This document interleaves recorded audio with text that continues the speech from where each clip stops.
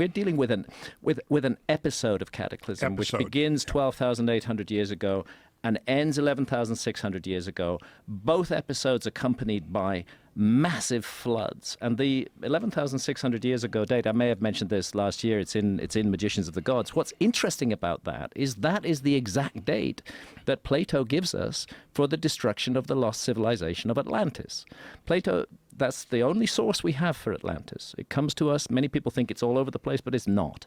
Atlantis comes to us from the Greek philosopher Plato, who lived around 340 BC. And he got the story through his family line, from his ancestor Solon, who had visited Egypt in 600 BC.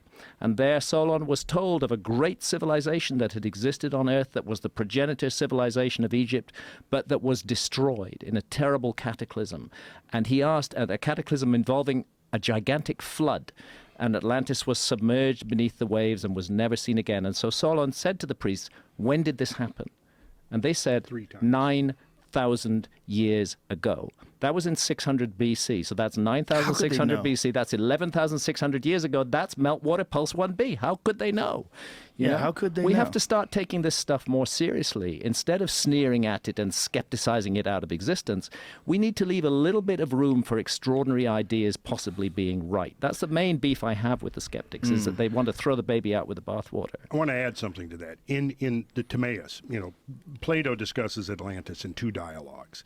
And in the Timaeus, he prefaces the story of Atlantis by recounting the myth of Phaeton. Now, the myth of Phaeton is a very interesting story, and basically what it is Phaeton was the offspring of Helios, the sun god, who was raised, didn't know who his father was.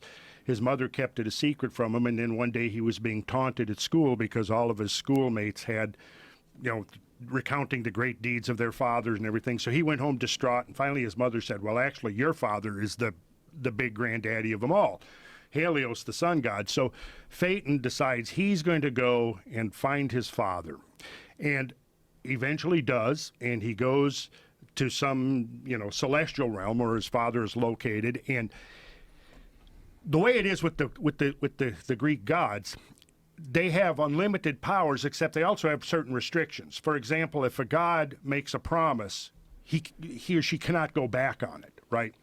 So when Helios sees Phaeton, his lost son, come, he's so overjoyed, he says, I'm so happy to see you, I will grant you any boon you want. And Phaeton says, I want to drive the chariot of the sun.